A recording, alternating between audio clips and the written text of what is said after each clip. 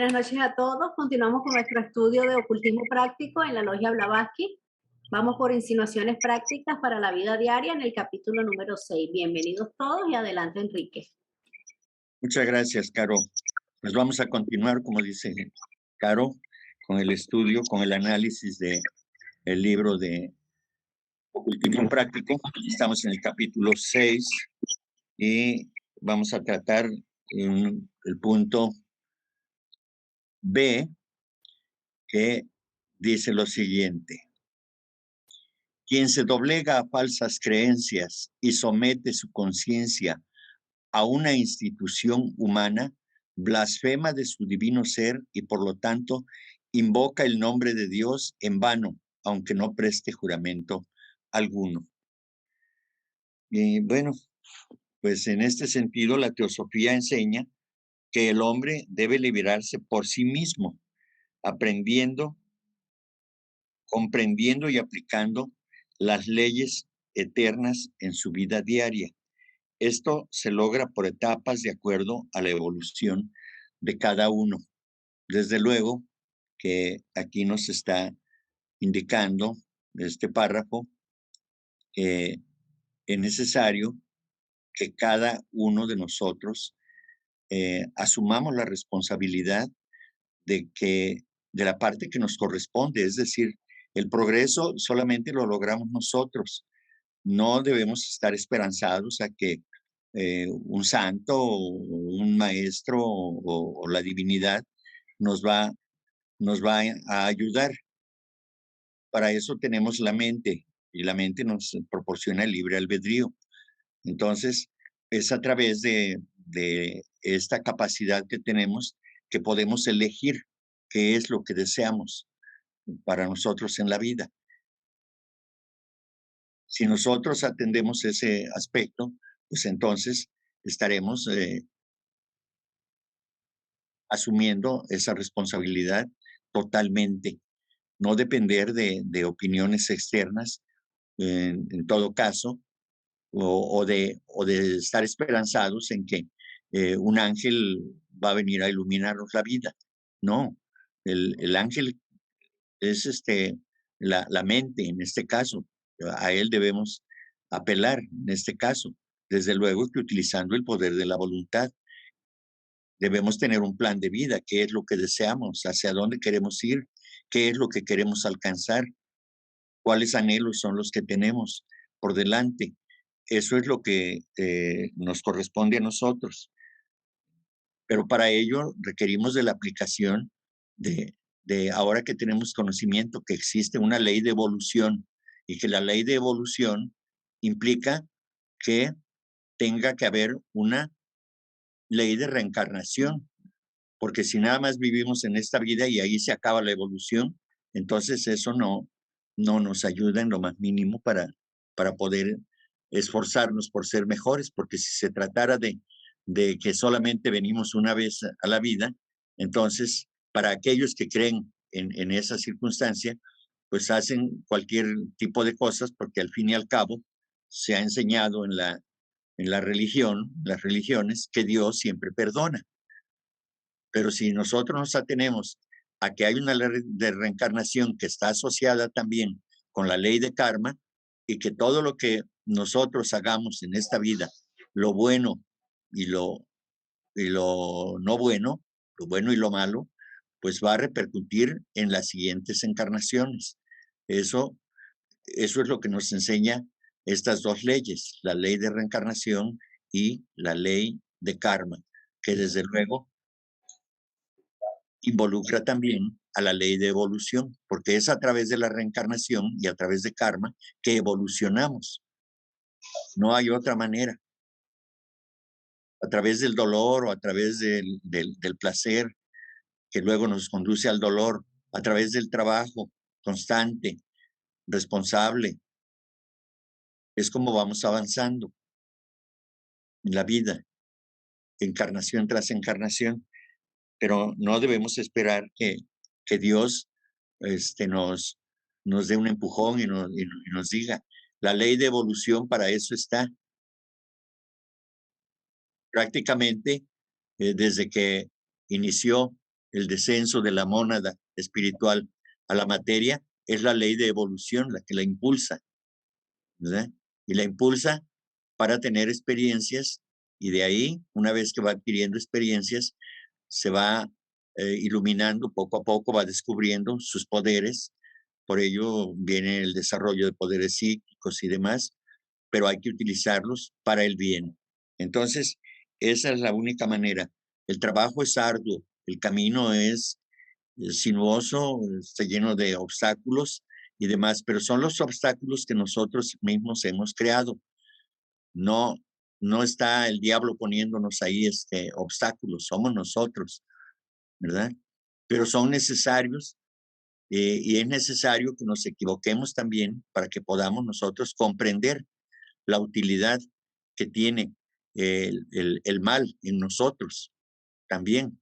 No estoy invitando, desde luego, a que hagamos cosas malas para que podamos comprender lo otro. Ya nosotros entendemos que así es, no necesitamos ya hacer pruebas, ya lo comprendemos que es de esa manera. Entonces, tratemos de hacer las cosas lo mejor que podamos para que avancemos, pero entendiendo que somos nosotros mismos y que vamos paso a paso, no damos saltos, la ley de evolución no da saltos, es poco a poco que vamos avanzando, que vamos aprendiendo, porque no se puede aprender todo en una vida. Claro, cuando ya se tiene un desarrollo determinado, es decir, un desarrollo elevado, pues sí, los pasos son más grandes, es decir, se avanza más rápidamente, pero eso es una vez que se va uno liberando de la materia, del materialismo, quiero decir, y esto es así. Entonces, es nuestro trabajo, es nuestra responsabilidad y no debemos estar esperando ayuda de nadie, solamente nosotros. Por eso, desde el principio del tema, por ejemplo, en lo de la oración, Blavatsky dice, no oramos, obramos en lugar de orar, en lugar de hablar. Es lo mismo que se dice aquí, exactamente, ¿verdad? Hay que obrar para poder avanzar, de lo contrario, no podremos avanzar. Bien, ¿alguien quiere comentar algo? Claro, Yo, Enrique, todos tenemos que tomar en cuenta que la certeza de que vamos a regresar en algún momento al origen no significa de modo alguno que debamos darnos el lujo de abandonar todos nuestros esfuerzos, que es necesario comprender que se trata de un proceso individual y que el impulso primordial viene de nosotros mismos, que no va a venir ninguna deidad a salvarnos o a borrarnos las desarmonías que hayamos emitido. Así que el esfuerzo debe ser propio y debemos estar conscientes de eso.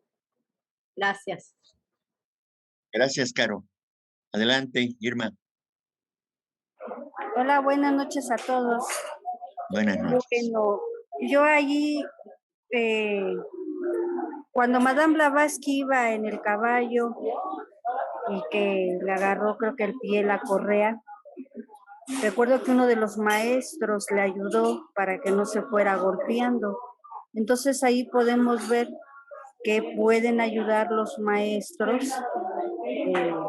En este caso, bueno, era Madame Blavatsky, que era una persona muy importante para traernos este conocimiento de la teosofía. Yo no soy tan importante como ella, pero estaba yo en la azotea, en una escalera, estaba arreglando unas cosas, se me resbala la escalera, me quedo colgando y había unas varillas salidas. Y la verdad que un piso para aventarse, pues sí estaba difícil. Yo la verdad sí pedí, oré y dije, bueno, pues que Diosito me acompañe. Me aventé hacia atrás y les puedo comentar, no se me rompió ni un hueso, nada, pareciera como que alguien también me había sostenido. En ciertos casos, yo creo que sí es importante pedir ayuda. Si ya estuviera que ahí me tenía que morir, bueno, pero no me pasó nada, absolutamente nada, y me fui hacia atrás. Es lo que quería compartir. Gracias. Bien, el párrafo hace referencia a que no someter la conciencia a institución humana alguna. Es decir, puede ser la iglesia o puede ser cualquier otro grupo, ¿sí? Solamente a eso se refiere. No se refiere al aspecto de que en determinados momentos, como es el caso que comentabas de la señora Blavatsky, pues eh, ella no se estaba sometiendo. Ella recibió la ayuda porque los maestros tenían un plan solamente, ¿sí? Entonces, cabe. Y respecto de lo tuyo, pues sí, es lo que decimos, eh, cuando nosotros invocamos, movemos fuerzas elementales, movemos a los elementales. Y son, hagamos el ejemplo, tenemos el ejemplo de, de cuando el Maestro Jesús y los discípulos estaban en la barca y vino la tempestad, y entonces le pidieron que calmara la tempestad, y entonces el Maestro Jesús solamente ordenó, ¿sí? Y obedecieron los elementos, los elementales que estaban moviendo los elementos de la naturaleza, obedecieron porque él ya sabía las leyes que gobiernan a los elementales, ¿sí? Entonces nosotros, sin saber, y qué bueno que no sepamos cómo funcionan las leyes de los elementales, pero los invocamos y nosotros somos propiamente los que recibimos la ayuda de los elementales, pero somos nosotros, al pedir con vehemencia, con miedo o con una determinación, un poder de voluntad tremendo, no quiero que me pase esto o quiero esto. Y si se dice con mucha vehemencia, con mucha firmeza, que salga de lo más profundo del ser, por supuesto que los reinos elementales responden, ¿sí? No hay una entidad extraordinaria que lo esté ayudando a uno, ¿sí? Yo ya he puesto el ejemplo, bueno, es mi punto de vista, de cuando las personas, los que vivimos aquí en México, no sé en otras partes de América Latina, ¿qué ocurre? Las gentes van con devoción a los santuarios, piden un milagro, así lo piden, y y regresan al año siguiente porque la Virgen o el santo que invocaron se los concedió. Pero yo creo que son los seres humanos y desde luego se forma un elemental. El elemental de la Virgen de Guadalupe está formado ahí precisamente en la basílica y de otros santuarios, porque es la energía de los elementales, de la gente, de las personas que acuden ahí. Y es entonces eso, y entonces hay una correlación de esas fuerzas, de mi fuerza mental, de mi poder de voluntad, con eso que ya está establecido ahí, ¿sí? Pero propiamente no es la Virgen, sino yo considero que es una fuerza que se ha generado ahí, que se ha creado y que se crea un elemental poderoso y que corresponde a los llamados de la gente. Eso justamente. Y cuando, como en el caso tuyo, lo que nos narras, yo creo que tú ejerciste ese poder de voluntad del que vamos a hablar en la parte de la clave de la teosofía de eso también, ¿sí? Entonces, pues enhorabuena que las cosas funcionaron así y pues eso es lo que yo creo. Bien. Lo que sigue. Entonces, continuamos. Dice, quien desea o simpatiza con los deleites sensuales, sea en el trato conyugal o fuera de él, es el verdadero adúltero. Bien. Recordemos la frase del Señor Jesucristo. Pero yo os digo que todo el que mire a una mujer para codiciarla, ya cometió adulterio con ella en su corazón. Siendo el corazón el centro del amor, al tener deseos egoístas, se corrompe o contamina su esencia. Desde luego que aquí hay un asunto muy importante que tenemos que observar. El deseo sexual es producto de la intención, aunque no lo perciba así el hombre, es el de preservar la raza humana, ¿sí? Por eso es el deseo sexual. Desde luego que aquí en este caso ya va encaminado a otra circunstancia, es decir, a la satisfacción del placer. ¿verdad? Y recordemos que el placer, generalmente en estos términos, es egoísmo. Y ese egoísmo nos conduce al dolor, del placer al dolor. ¿Por qué? Porque hay egoísmo. ¿Sí? Entonces, esto eh, es importante eh, señalarlo para que este, no pensemos que todo es pecaminoso. Desde luego que cuando se trata de preservar la raza, pues es una cosa natural que hay que ejercitar la sexualidad en este caso, ¿sí? Los deleites sensuales se refieren no solo a la cosa sexual, sino también a, a la glotonería, este, a la bebida, a las drogas y a todo eso. Son deleites sensuales. Para el hombre es deleitarse, es entrar en la cuestión placentera, ¿no? Entonces, todo eso, pues obviamente que en la medida que vamos evolucionando, pues nos vamos alejando de ello, ¿verdad? ¿Por qué? Pues porque se llega a un punto ya en la evolución del hombre en el que ya considera que eso es egoísmo y entonces lo va dejando de lado poco a poco. Es lo más tremendo con lo que tenemos que luchar, con los placeres, con el placer sensual, es decir, la sensación del placer. Que poco a poco se va elevando la calidad de ese placer. Es decir, ahora soy egoísta y ese es mi placer, ser egoísta, todo para mí. Y los demás, pues hay que vean cómo le hacen. Pero por otro lado, cuando se va desarrollando, el ser humano se va elevando espiritualmente o moralmente, entonces ya no requiere de ello y entonces cambia el objetivo, cambia la meta. O sea, mi placer ahora es servir a los demás. Hacer algo por los demás es mi más grande placer. Ya no es para mí, ahora es para los demás. Y eso es lo que se busca en la evolución. ¿Sí? Patti, adelante. Hola, buenas noches a todos. Enrique, Bueno, aquí tengo una pequeña pregunta. sí. ¿Qué tan peligroso es el adulterio en cuanto a lo que sería una relación en forma sexual? Porque sabía que pues obviamente es, puedes traer su karma de la persona, ¿no? Ujú.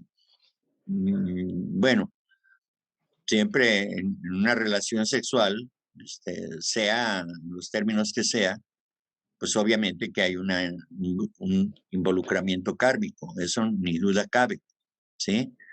Pero no se puede atraer el karma de la otra persona. Simplemente cada quien con su propio karma se relaciona y bueno, pues cada quien se queda con la parte que le corresponde. Si hay egoísmo en esa relación, entonces de parte de uno, entonces el egoísta pagará las consecuencias de ser egoísta, ¿sí? De poseer en lugar de compartir. De, una relación sexual se comparte, obviamente, pero se comparte a veces con egoísmo, ¿sí? De parte de uno o de ambos. Y entonces cada quien encontrará la respuesta correspondiente, ¿sí? No sé exactamente qué, pero sí, obviamente que interviene la ley de karma ahí. Entonces, pero cada quien se queda con la parte que le corresponde, de acuerdo a su actitud, de acuerdo a su intención. Eso es lo más importante, la intención. ¿Mm? Gracias. Sí, Pati. ¿Alguien más? Bien, creo que no hay más, Al entonces parecer no, continuamos. Enrique, no. ¿Perdón? No, que al parecer No, ¿verdad? nadie más, no. Sí, bien, continuamos entonces.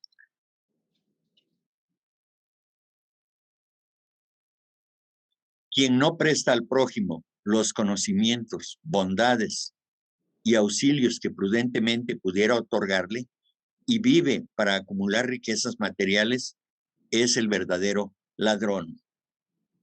Bien, entonces aquí podemos ver que eh, debemos hacerlo, dice de manera prudente, ¿sí? Prudentemente. Es decir, que no podemos actuar de manera imprudente, eh, acudiendo a todos los llamados o incluso donde no nos llaman a prestar ayuda, ¿sí? Porque ahí, volviendo a lo de la ley de karma, pues sí, uno puede interferir en el karma de las personas o puede uno acarrearse karma que no era necesario, ¿verdad? Entonces, tenemos que ser prudentes a la hora de otorgar la ayuda, ¿verdad? Y por otro lado, eh, estos, estos auxilios que se deben prestar a los demás, pues deben ser alejados de todo egoísmo, de todo rasgo, de todo intento de egoísmo, porque de lo contrario, pues las consecuencias kármicas pues saltan a la vista, ¿no? Aquí dice precisamente, ¿no? Eh, que aquel que acumula riquezas materiales, pues, y no las comparte de alguna manera, ya sea otorgando trabajo, ayudando a, en este caso ahora hay instituciones que se dedican a ayudar o a hacer la ayuda directa, porque la señora Blavatsky dice que no confía en terceros para hacer el bien a los demás, sino que uno directamente pueda hacerlo, ¿no? Bien, por eso dice un texto que aquel que desee prestar ayuda debe capacitarse para hacerlo. En el caso de los miembros de la Sociedad Teosófica, se recomienda estudiar y comprender las doctrinas teosóficas para enseñar a los demás, especialmente a los jóvenes y a toda cuanta persona se tenga la oportunidad de hablarles sobre teosofía. El estudio de la teosofía nos muestra que debemos usar la materia como un medio para servir, no para acumularla, únicamente para nuestro uso personal. Entonces, esto es muy importante que con quien tengamos contacto, pues quizá no les hablemos teosóficamente, pero no digamos que es teosofía, porque entonces empiezan a reaccionar de manera rara, ¿no? Entonces me quiere imponer algo, ¿no? Sino a manera de guía, a manera de comentario, poner ejemplos acerca de lo que uno ha experimentado en la vida y de esa manera, pues, puede uno inducir a la gente a que vaya cambiando su manera de pensar. No es el propósito, porque no podemos cambiar a nadie ni podemos obligar a nadie, pero sí, si vemos que de plano está muy mal ubicada la persona, sobre todo si es una persona cercana por consanguinidad, por ejemplo, bueno, pues es nuestro deber también poder ayudar de alguna manera. No interferir, no obligar, no, pero sí orientar, desde luego. Y lo mejor de todo es que debemos predicar con el ejemplo, porque si lo hacemos de una manera que queramos ayudar, pero luego nos reprochan y nos dicen, pues ayer me dijiste esto y mira, ahora eso que me dijiste que no es bueno, tú lo estás haciendo. Entonces es importante también predicar con el ejemplo. ¿Sí? A ver, Patti, adelante. Tengo una pequeña pregunta aquí. ¿Qué pasa con las personas que acumulan riqueza, pero al final de cuentas se vuelven mezquinos? ¿Se vuelven qué? Mezquinos, es Ah, decir, que ni para su propio beneficio y todo lo, inclusive yo he conocido personas que ni siquiera para comer quieren gastar, ¿no? pues bueno, eh, no sé exactamente cómo actúe karma, pero lo más seguro es de que aquellos que acumulan riquezas y las acumulan para, para, para generar solamente riqueza, riqueza, riqueza y no compartirla con nadie, entonces probablemente puedan venir en otra vida o en otras vidas, puedan venir a reencarnados y dado que ya trabajaron para tener dinero, pues lo seguirán teniendo, pero tendrán muchos problemas seguramente para que no puedan disfrutar, porque además como tú dices, se vuelven mezquinos y ni siquiera para sí mismos se procuraron algún bien, pues entonces karma responde y dice, bueno, eso es lo que buscaste, aquí lo tienes. Ahora no, ahora tienes dinero, pero vas a estar enfermo y no vas a disfrutarlo, o cualquier otra situación se le puede presentar. No sé exactamente cómo funciona la ley, pero sí alguna limitación tendrá, desde luego. Ahora, por otro lado, eh, si insiste en la nueva encarnación, en no ayudar y demás, bueno, pues llegará el momento en que no tendrá nada porque tendrá que sufrir y tendrá que luchar incansablemente para poder obtener algo. Y entonces sí le van haciendo el amor ya de compartir lo poco que va obteniendo.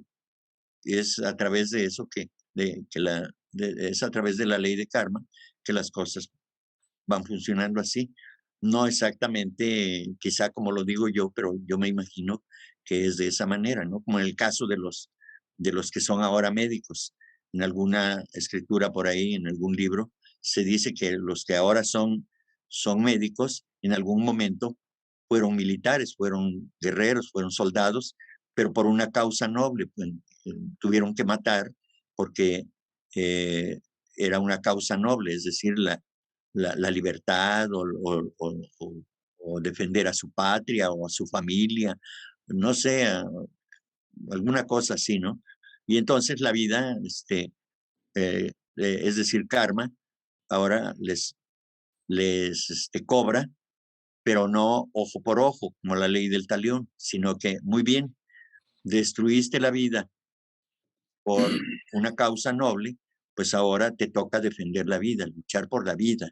Y es de esa manera, amorosamente, que karma puede actuar de esa manera, ¿no? Entonces, este, eh, no sé exactamente cómo funciona en esos casos, pero sí, alguna limitante habrá para con los mezquinos, para con los egoístas. ¿Sí? Entonces, es eso, ¿no? Sí, quizá pueda estar lleno de dinero, pero muy falto de amor, es decir, no habrá quien lo quiera. Y ese es un castigo terrible que se originó a sí mismo, ¿sí? Y dado que tú le agregas el ingrediente ni que para sí mismos, pues entonces, pues no se da amor, bueno, pues no quieres, no practicaste el altruismo, el amor, no diste a los demás y a ti tampoco, pues entonces ahora vas a estar aislado, no vas a tener amor. No hay muchas maneras en que karma se puede expresar, yo creo. Gracias. Bien, continuamos si no hay más. Quien difama, calumnia y rebaja el carácter de su prójimo en toda especie de falsedades es también un ladrón y de la peor índole. Pues por ello debemos erradicar completamente de nuestra vida estos vicios o defectos, sustituyéndolos por caridad y compasión. Nadie tiene derecho de opinar o condenar a otro si no conoce los motivos de su actitud. Aún en el caso de conocerlos, se debe ser discreto y compasivo, enviándole pensamientos de amor. El daño que resulta de estas acciones afecta en todos sentidos a la víctima, pero además al agresor en su esfera moral. Pues, evitemos estar difamando, calumniando a los demás, porque nosotros no somos jueces, nos erigimos como jueces por nuestra propia voluntad, pero si no somos buenos jueces ni con nosotros mismos, ¿cómo podemos juzgar a los demás? No está en nuestro derecho poder juzgar a los demás. No es nuestra responsabilidad, no es nuestro trabajo. Aun y cuando se nos pida, dice la señora Blavatsky, que nosotros no debemos asumirnos como consejeros, porque si no podemos arreglar nuestras vidas, ¿cómo podemos arreglar las vidas de los demás. Y aún en el caso de los maestros, ellos saben que si interfieren en la vida de los demás de una manera imprudente, cosa que no sucede, pues están incurriendo en un trastocamiento de la ley de karma. Y eso, por eso los maestros de sabiduría o los sabios nunca lo hacen, ¿verdad? Solamente ponen ejemplos y demás. O en todo caso, dan recomendaciones, dan guías y demás para que el que quiera seguirlas, las siga, como es nuestro caso, es lo que estamos estudiando. A nadie se le puede obligar, porque además en ese sentido, pues ya nos involucramos kármicamente. No debemos interferir en el karma de los demás. Sí, se puede sugerir, se puede poner ejemplos y demás, pero nunca, desde luego, nunca podemos nosotros erigirnos como consejeros, porque para ello necesitaríamos ser conocedores de las leyes y de las problemáticas internas, los problemas psicológicos que pueda tener o morales. Y aún así, y yo creo que más aún siendo ya una persona con una elevación espiritual y moral elevada, pues no va a interferir, que no es su papel, ¿verdad? Cada quien, cada uno de nosotros debe hacer su trabajo por sí mismo. Y es el sufrimiento, lamentablemente, digo lamentablemente, porque nos duele sufrir, pero es la única manera, dice el señor Buda. La vida es sufrimiento, ¿verdad? Entonces, atendiendo a esa premisa, pues entonces ya sabemos que tenemos que pasar por el sufrimiento para comprender cómo funciona la vida.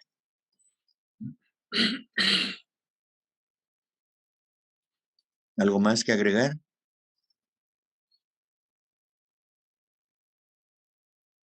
Bueno, aquí agregaré, porque dice que rebaja el carácter de su prójimo, ¿verdad? ¿Por qué? Pues porque una calumnia o una difamación va a afectar, porque seguramente esa difamación va a tener que pasar por otras personas que se formarán una idea de aquella víctima a la que se está injuriando, que se está difamando, calumniando. Entonces, hay todo un involucramiento tremendo ahí de kármico, porque el que difama es el responsable de esa difamación y de las consecuencias que pueda tener en las mentes o en los corazones de las otras personas, sobre todo de la víctima en este caso, ¿verdad?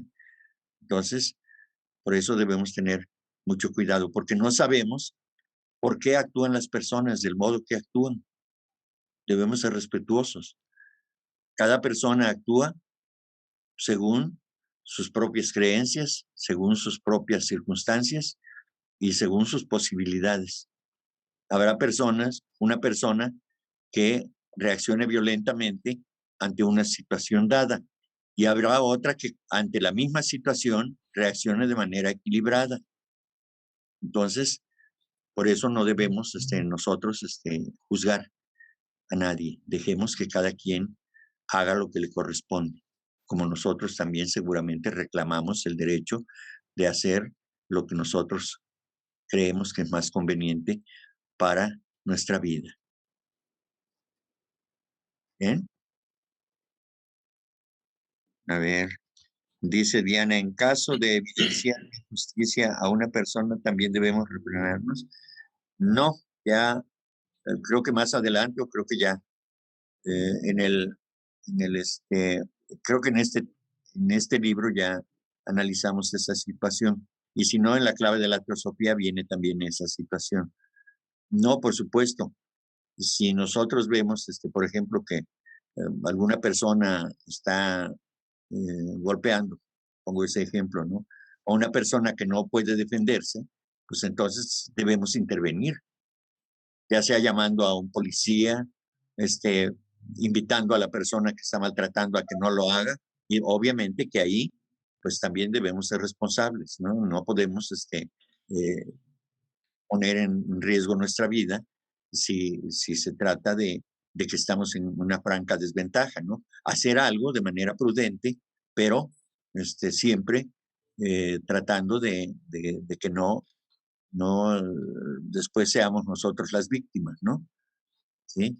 Desde luego que eh, siempre será necesario realizar una acción de esa naturaleza.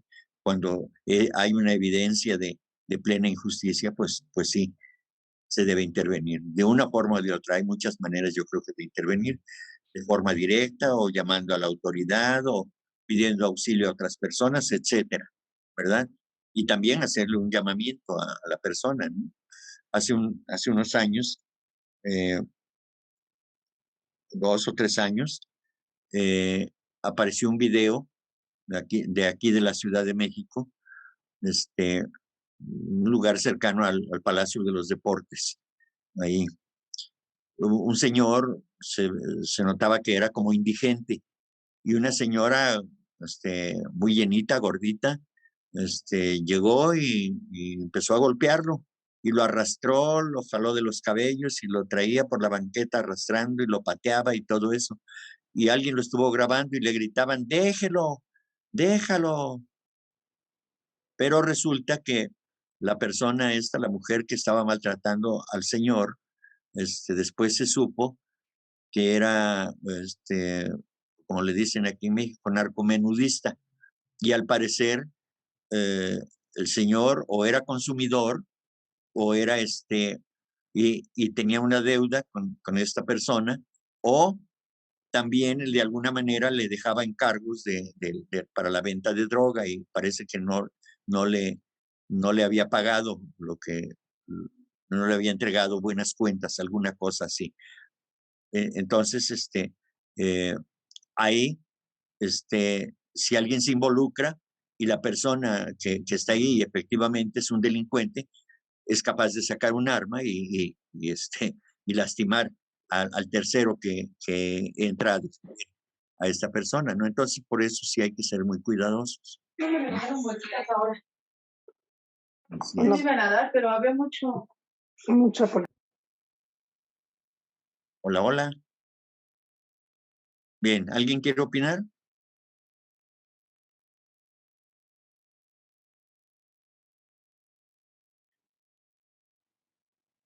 Creo que no. Bien. Entonces, vamos a continuar. Y ahora pasamos al punto número 3. Si los hombres fuesen buenos consigo mismos y benévolos con los demás, se operaría un formidable cambio en su estimación del valor de la vida y de las cosas de esta vida. Entonces, aquí el comentario es que el hombre, igual que todo lo demás, está en proceso de evolución. Se hace más y más consciente a medida que avanza. La evolución intelectual es fundamental para su progreso. Sin embargo, debe trabajar para controlar sus emociones, que son producto de la infinita cadena de deseos que se generan por el contacto con los objetos de deseo, posesión de bienes materiales, acumulables, desde luego, tener poder, etcétera. Todo esto influye.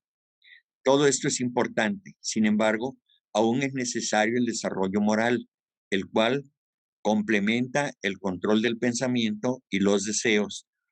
Con este desarrollo, sabrá tomar decisiones justas para consigo mismo, empezando por el cuidado de su salud física, mental y emocional, procurándose la creación de ambientes favorables para su desarrollo.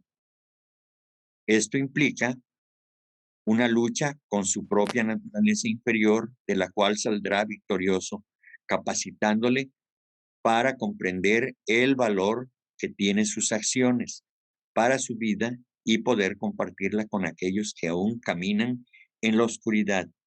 Aquí vale la pena recordar las palabras de el señor Buda. Dice, ya que solo en el hombre hay esperanza para el hombre, no dejaré que uno solo llore, que yo pueda salvar. ¿Sí? Entonces, con su energía, el señor Buda aquí está dando la muestra de que es parte de esta humanidad y que está interesado en que los seres humanos vayamos alejándonos de la ruta del dolor, ¿verdad? Por ello, precisamente, la señora Blavatsky dice que la justicia empieza por uno mismo. Es decir, tenemos que ser justos con nosotros mismos. Ya hemos hablado aquí mismo de esta situación. Ser justo con uno mismo quiere decir que reconozcamos las cosas buenas que hacemos, pero también las cosas en las que fallamos. Eso es ser justo consigo mismo. Porque si nos oponemos, si nos ponemos una máscara diciendo que somos buenos y realmente no lo somos, entonces habrá consecuencias kármicas. Más vale reconocer que está uno equivocado para que pueda uno avanzar. Es como cuando el drogadicto o el alcohólico reconoce que tiene ese problema, le es más fácil avanzar, porque aquel que se niega a reconocerse como violador de una norma, pues entonces es más difícil que pueda reconstruir su vida, ¿verdad? Entonces, por eso nosotros debemos ser buenos con nosotros mismos, procurándonos lo mejor también. Buena alimentación o alimentación adecuada, recreación, desde luego, recreación sana, y la alimentación, cualquier ambiente que sea favorable, que tenga tendencias a la armonía, pues eso es lo que debemos procurarnos a nosotros. Debemos ser buenos con nosotros mismos, ¿sí? Y esto nos hará capacitarnos para poder compartir esa benevolencia con los demás. Porque como dijimos antes, si no somos justos con nosotros mismos, si no nos procuramos nosotros, si no nos cuidamos nosotros, ¿cómo podemos cuidar a los demás? Necesitamos saber normas, reglas y formas de poder cuidarnos, de poder procurarnos bienestar. De lo contrario, entonces, pues no podemos enseñar nada de eso. Si no sabemos cómo cuidarnos, menos vamos a poder enseñar a los demás. Y si no nos amamos, pues entonces no vamos a poder amar a los demás de manera correcta. Entonces es necesario practicar esto en nuestras vidas, ¿sí? Dormir a tiempo, no comer a deshoras, no comer de más, alejarnos de los ambientes que nos desarmonizan. Todo eso es ser bueno consigo mismo, es procurarnos bienestar, eso, pero no un bienestar egoísta, sino un bienestar que conlleve la responsabilidad de cuidar nuestro cuerpo, nuestras emociones, nuestros pensamientos. Es eso solamente. Quizá para unos sea muy difícil, para otros no tanto, y para otros seguramente será muy sencillo aplicarlo, porque ya lo aplican además. Bien. ¿Hay algo más que opinar aquí? Nadie tiene la mano levantada, Enrique. Bien. Yo. Ah, mira, sí. José Cleofa, adelante. Sí. Adelante. Buenas noches, hermanas y hermanos.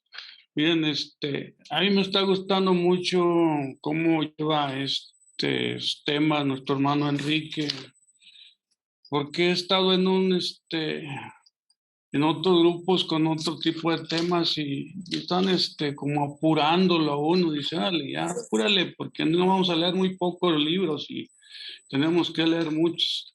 Me está gustando cómo lleva lo de la ciudad, estos temas nuestro hermano Enrique, y gracias, hermano. A lo mejor no quiero, me quiero referir a dos palabras que se dijeron en los primeros párrafos. Conciencia, la palabra conciencia.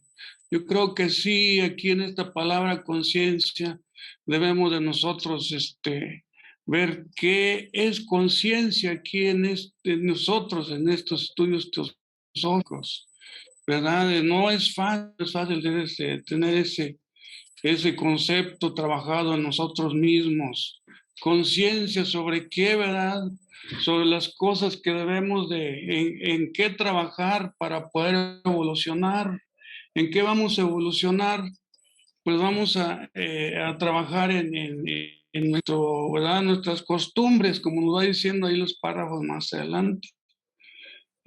¿Cuántas costumbres o malas costumbres ya no las tengo, ya las voy dominando? ¿Cuántos vicios cómo voy, verdad? Yo creo que sí es de ponerlos ahí en la conciencia, ¿verdad? Esos temas, hasta que si llevo un año, si llevo 2 años, si llevo 3 años, si llevo meses o días. ¿Cuánto he avanzado? O sea, en nuestra conciencia debemos de reflexionar, ¿verdad? ¿Y en qué voy a trabajar? Tengo que trabajar en todo lo material, ¿verdad? Para poder traerlo, avanzar en lo espiritual. Entonces, esa palabra es muy fundamental que para mí, ¿verdad? Analizarla. Y además, ser divino. Siempre nos dijeron que el divino, no, tú no vales nada, dice, el que vale es allá Diosito. ¿Dónde está Diosito? Pues allá arriba. Y pues ahora Henry me está diciendo que yo te dio tengo esa divinidad, yo la tengo, pero ¿cómo? Entonces ahí tenemos ese ser divino que debemos de trabajarlo. No lo vemos en otros corrientes de estudio, sino aquí en nosotros mismos. Esas dos palabras, esas 3 palabras, la conciencia y sobre ser divina, quería comentarles. Muchas gracias, hermanos. Buenas noches. Muy bien, José. Pues sí, uno de los propósitos de exponer estos conocimientos es de que vayamos poco a poco, porque no son fáciles de digerir. La señora Blavatsky dice que se estudie 15 minutos y se reflexione varias horas o hasta días sobre un texto, porque esto no es, como se dice aquí en el país, no es de enchilame otra. ¿Sí? Hazme una enchilada ahorita y al rato me haces otra. No, esto hay que digerirlo, hay que utilizar el poder de la mente para tratar de comprender y no quedarnos con la declaración que yo pueda hacer, sino que ustedes pueden anotar una palabra por ahí o una frase y decir, bueno, pues ya el hermano Enrique o Enrique ya dijo esto, pero yo voy a investigar más. Y entonces es cuando descubrimos que hay más y hay más. Y a medida que investigamos, encontramos más y más, hasta que llegamos a comprender que no está todo acabado, no hay producto acabado. Todo es una secuencia ascendente, de desarrollo continuo. No hay, es como la escala de Jacob, ¿verdad? Es interminable. Ya cuando cree uno que ya llegó uno al último peldaño, al más elevado, aparece otro. Y ese nuevo peldaño es oportunidad u oportunidades.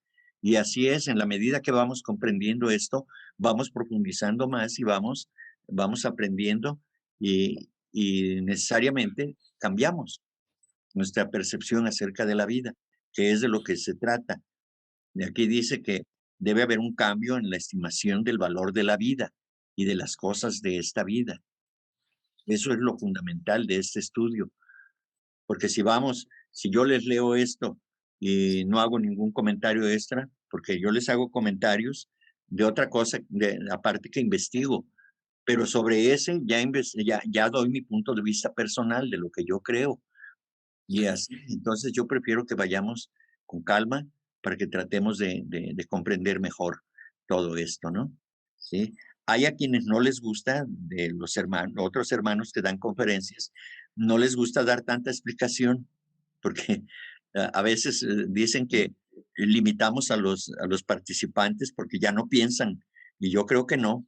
Yo creo que sabiendo conducir esto, no quiero decir que yo sea el mejor conductor, pero para quienes sepan conducir apropiadamente los estudios, motivan a la búsqueda de respuestas a los demás. Yo ya les he dicho, me encanta que duden, porque entre más dudas haya, quiere decir que tienen un espíritu de investigador, y entonces es necesario investigar para poder avanzar por nosotros mismos, porque cuando lleguemos a ser discípulos, el maestro nos dirá, tú te harás cargo de ti mismo, ¿verdad?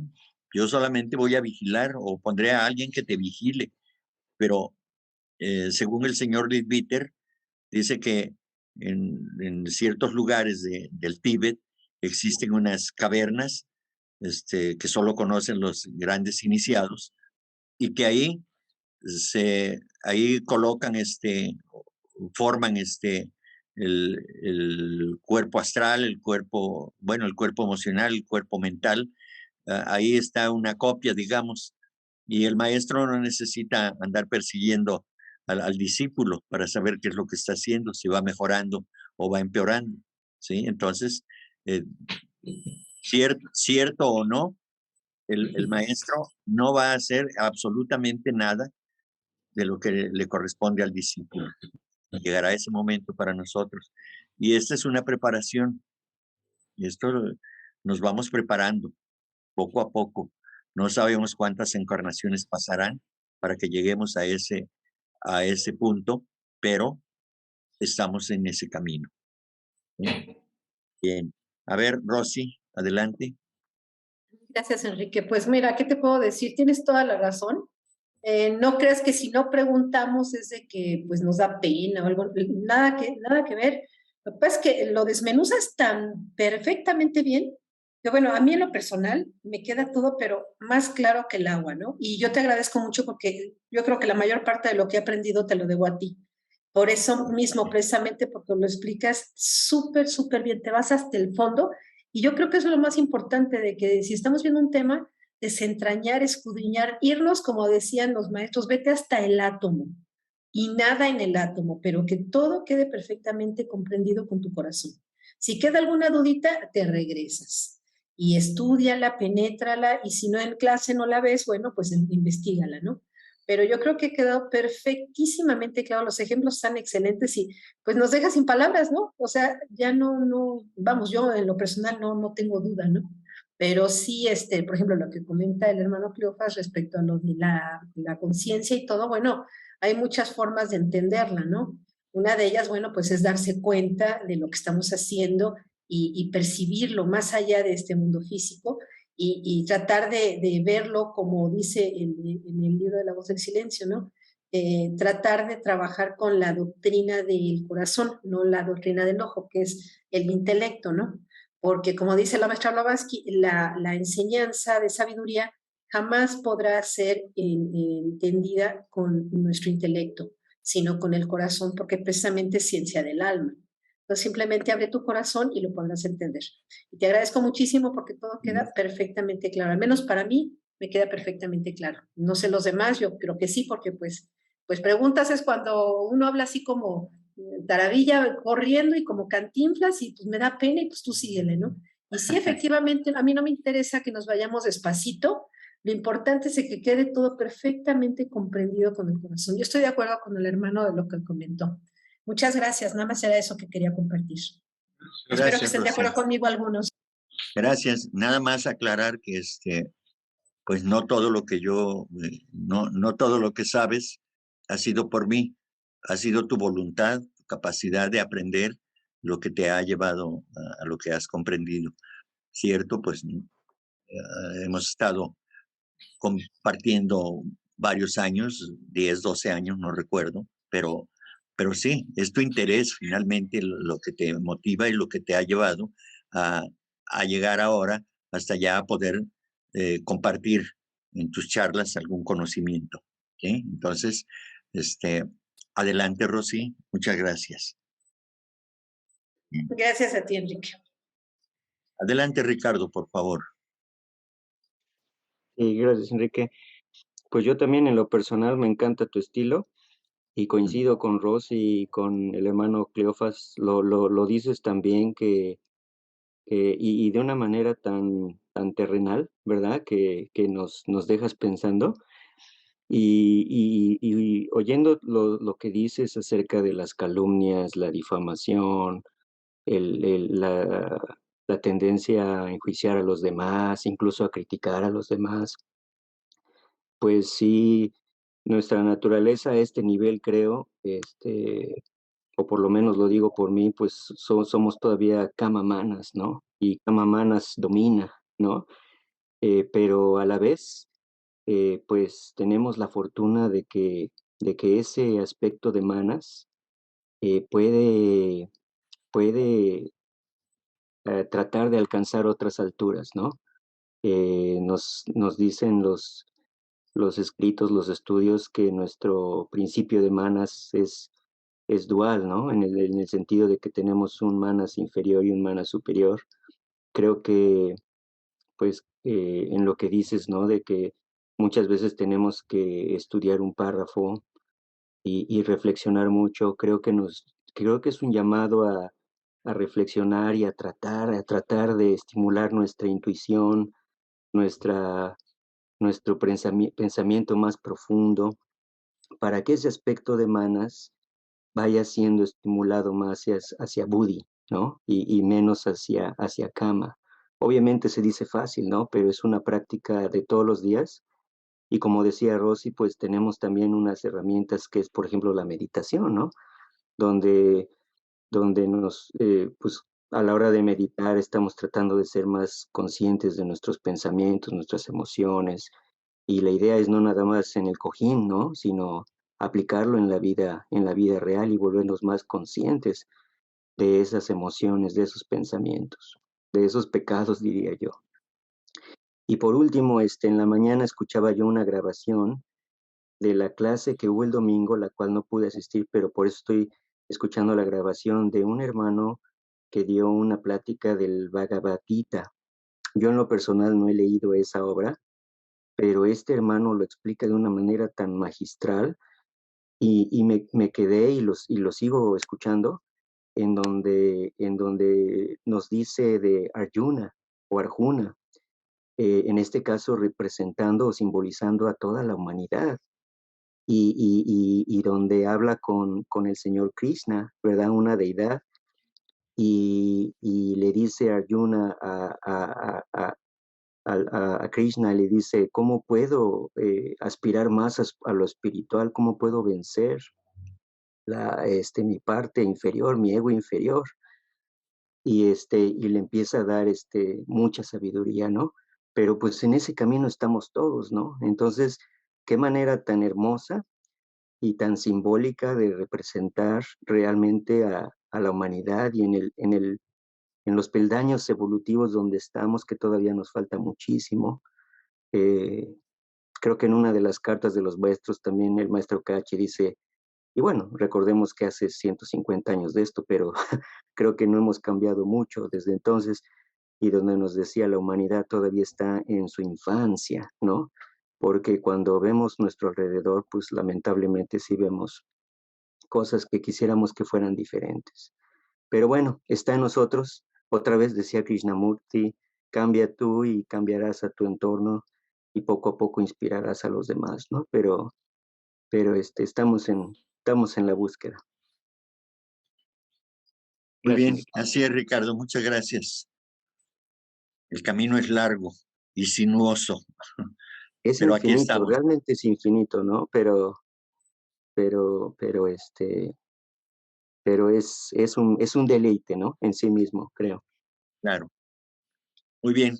Gracias, Ricardo. Muy oportuno tu comentario. Bien.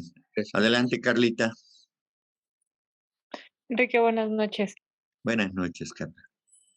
Bueno, no sé si vaya a salirme un poquito del tema, pero es que últimamente he estado platicando como con 2 o 3 amigos y siempre como que llegamos al punto, ¿no? De la humanidad es por naturaleza, ya ves que es una incógnita de siempre. El humano es por naturaleza malo o es bueno y se vuelve malo por la sociedad. ¿Tú qué piensas al respecto? Un amigo me Ajá. decía, un amigo me decía que si somos a imagen y semejanza de Dios o del Creador, que Dios es malo, ¿no? Porque es Mm.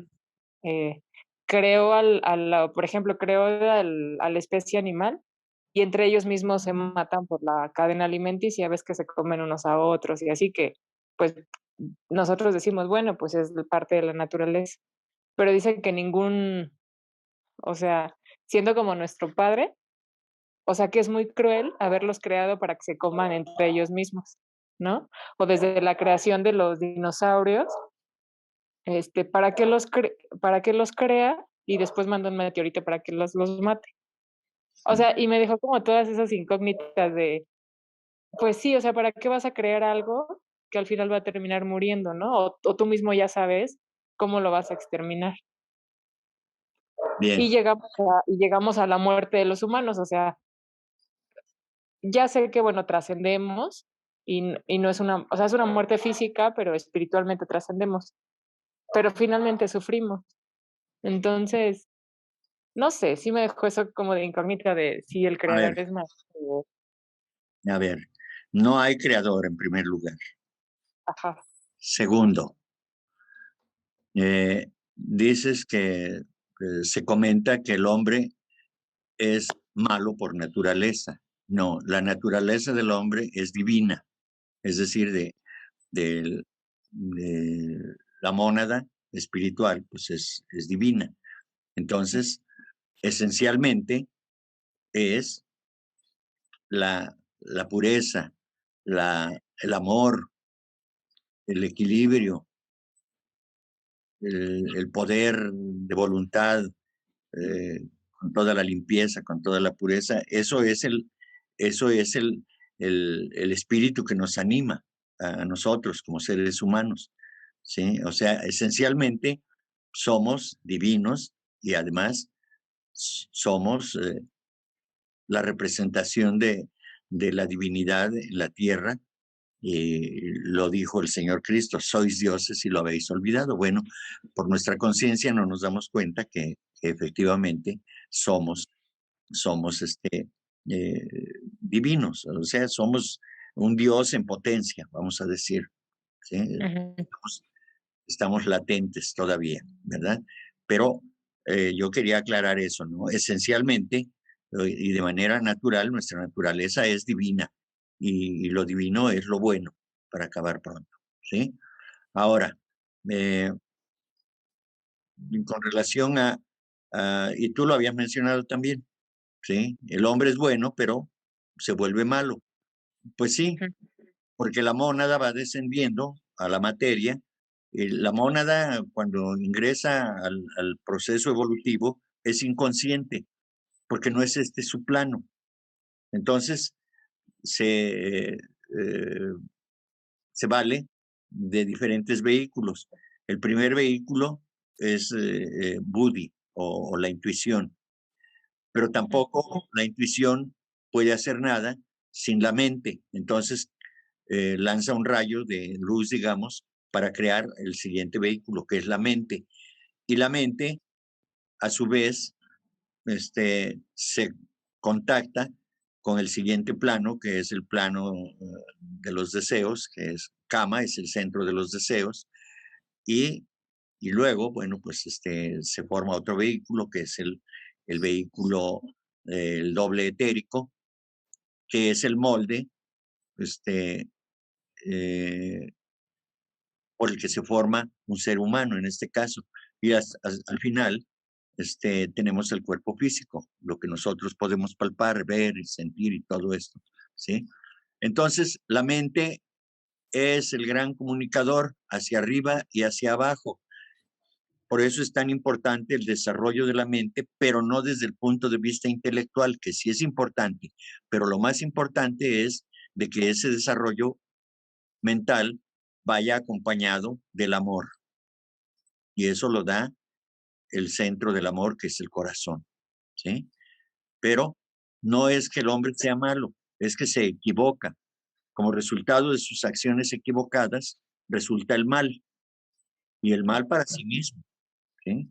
O sea, no hay ni bueno ni malo, vamos a decir. Son adjetivos, pero realmente es por errores, por equivocaciones que se llega a esto. Y desde luego que en las escrituras se habla del bien y del mal, ¿sí? Pero es un adjetivo que resulta de las acciones que el hombre realiza. Eso es todo, ¿sí?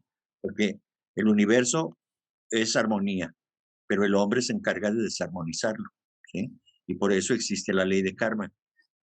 Ya lo habíamos comentado, y es entonces que a través de la ley de karma, pues vienen los ajustes a través del dolor, del sufrimiento que le acontece al hombre, ¿sí? Esa es la explicación respecto de lo que tú preguntabas, que te puedo comentar cómo funciona todo esto de la ley de evolución, la ley de karma, la ley de reencarnación, etcétera. ¿Ok? Ok. Sí, bueno, es que es mucho estudio para lograr entender todo, ¿no? Sí, gracias, Enrique. Traté de desmenuzarlo lo mejor posible, Carlita. Sí, muchas gracias. Un abrazo. Muy bien,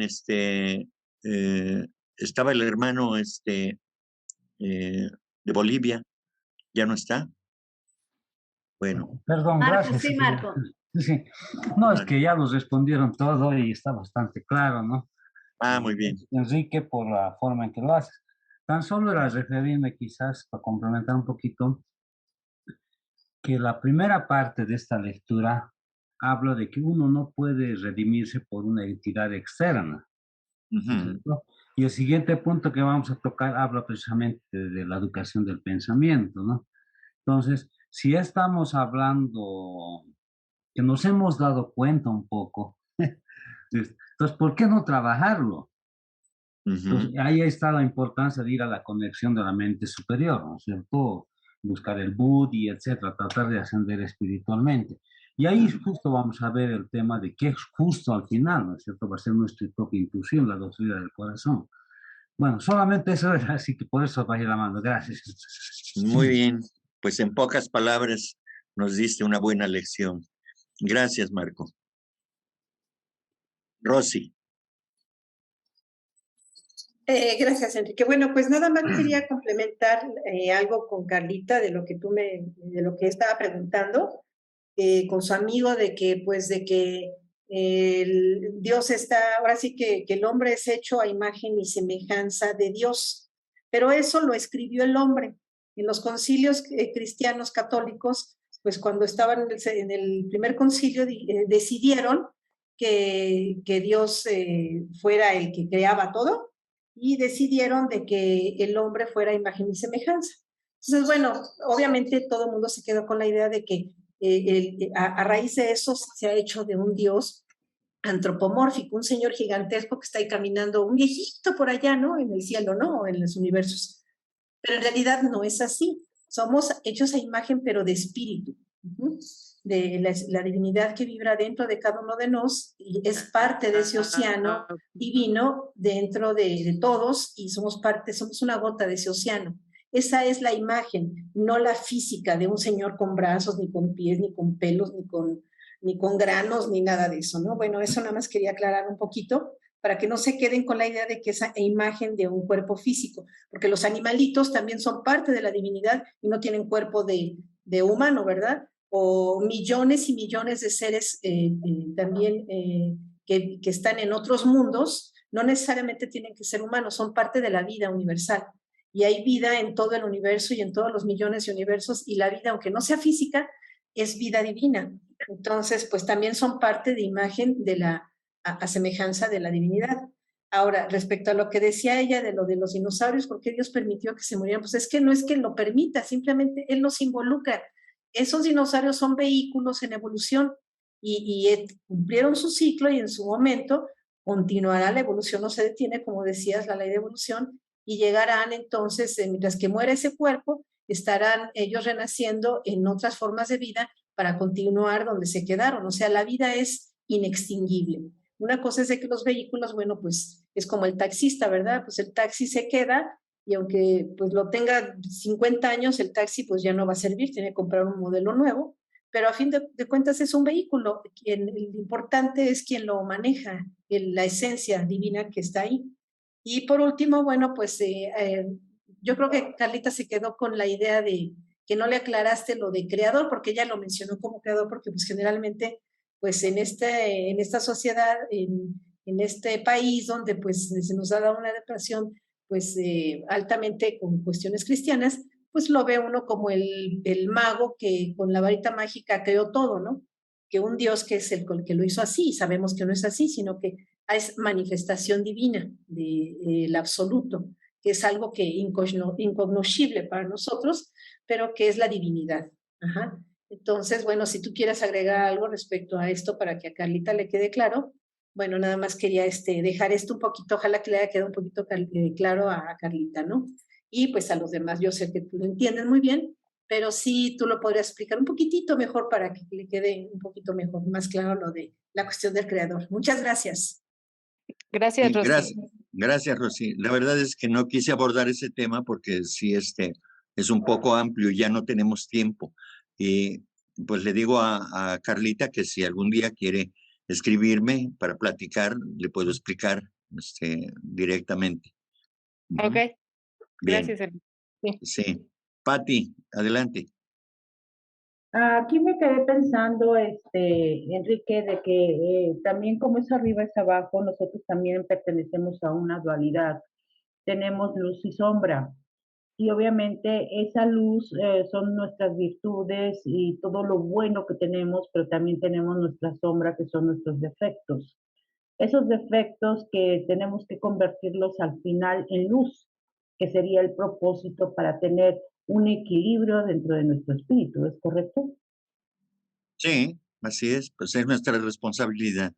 Bajo la ley de evolución, de karma y reencarnación, pues estamos haciendo el trabajo que corresponde. Esto es así. Ok, gracias, Pati. Gracias. Bien, con esto cerramos el estudio de hoy del ocultismo práctico.